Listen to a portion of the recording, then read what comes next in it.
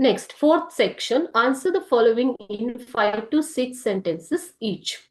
How did Satish meet with an accident, or briefly describe how Satish met with an accident from June 2016 question paper.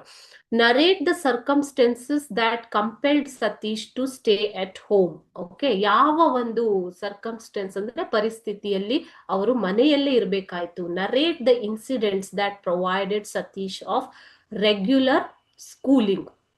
Deprived Satish of regular schooling. ಅವರಿಗೆ regular school ಹೋಗೋದಿಕ್ಕೆ ಅಡೆತಡೆ ಆಗಿದ್ದು ಯಾವುದು ಅಂತ June 2018 ಅಲ್ಲಿ ಕೇಳಿದ್ದಾರೆ. ಅದೇ ರೀತಿ explain the incident that forced Satish to stay back at home. ಯಾವ ಒಂದು ಘಟನೆ, ಇನ್ಸಿಡೆಂಟ್ ಅಂತಂದ್ರೆ ಮಕ್ಕಳೇ ಘಟನೆಯು ಅವರನ್ನ ಮನೆಯಲ್ಲೇ ಇರುವಂತೆ ಮಾಡಿತ್ತು. How did it affect his normal education. ಅವರ ನಾರ್ಮಲ್ ಎಜುಕೇಶನ್, ಸಾಮಾನ್ಯ ಶಿಕ್ಷಣಕ್ಕೆ ಹೇಗೆ ಇದು ವ್ಯತ್ಯಯವಾಯಿತು ಅಂತ ಕೇಳಿದ್ದಾರೆ. ಓಕೆ, ಸೊ ಇದೆಲ್ಲದಕ್ಕೂ ಆನ್ಸರ್ ನೋಡೋಣ ಇವಾಗ.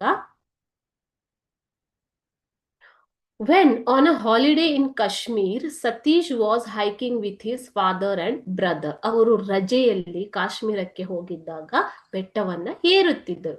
They were crossing a rickety bridge over some rapids. Rapid ಅಂತಂದ್ರೆ ಜೋರಾಗಿ ಹರಿಯುವಂತಹ, ರಭಸವಾಗಿ ಹರಿಯುವಂತಹ ನೀರು ಮಕ್ಕಳೇ, ರಭಸವಾದ ನೀರು. Okay, so they were crossing a rickety bridge. ರಿಕೆಟಿ ಅಂತಂದ್ರೆ ವೆರಿ ವೀಕ್ ಬ್ರಿಡ್ಜ್, ಸೇತುವೆ, ಒಂದು ಸೂಕ್ಷ್ಮವಾದ ಸೇತುವೆ ಅಂತ ಹೇಳ್ಬಹುದು. ಓಕೆ, ಇನ್ನೇನು ಮುರಿಯುವಂತಹ ಸೇತುವೆ.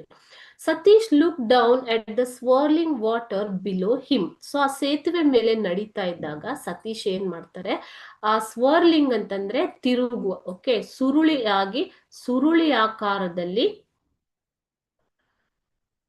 ಹರಿಯುವ ನೀರು, ಅದನ್ನ ಸ್ವರ್ಲಿಂಗ್ ವಾಟರ್ ಅಂತ ಹೇಳ್ತೀವಿ. ಓಕೆ, ಅದನ್ನ ನೋಡ್ಬಿಟ್ಟು ಹಿಸ್ ಫುಟ್ ಸ್ಲಿಪ್ಡ್, ಅವರ ಕಾಲು ಜಾರಿ ಅವರು ನೀರಿನಲ್ಲಿ ಬೀಳ್ತಾರೆ. he lost his balance and fell into the rapids. So ಆ ಸಮಯದಲ್ಲಿ ಅವರು ತಮ್ಮ ಸ್ಥಿಮಿತವನ್ನು ಕಳೆದುಕೊಂಡು ನೀರಿನಲ್ಲಿ ಬಿದ್ಬಿಡ್ತಾರೆ. As a result of this his legs were injured. ಇದರಿಂದ ಅವರ ಕಾಲುಗಳು ಗಾಯಗೊಂಡಿದ್ದವು. His legs became weak. ಕಾಲುಗಳು ತುಂಬಾ weak ಆಗ್ಬಿಟ್ವು.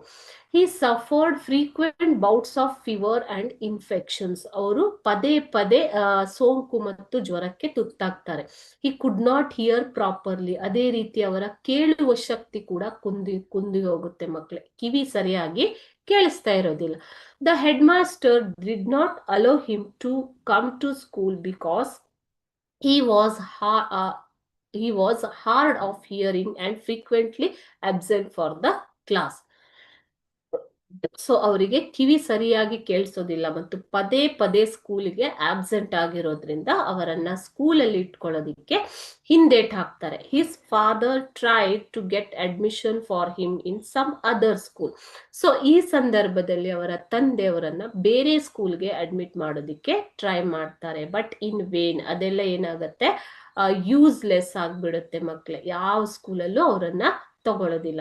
Satish felt that children would tease him, therefore he was compelled to stay at home. So ಇದರಿಂದಾಗಿ ಅವರು, ಕಂಪೆಲ್ ಅಂತಂದ್ರೆ ಫೋರ್ಸ್, ಓಕೆ, ಸೊ ಮನೇಲೆ ಇರ್ಬೇಕಾಗಿ ಬರುತ್ತೆ. ಸೊ ಇದು ಒಂದು ಅಪಘಾತ. This incident became reason for his stay at home. Okay,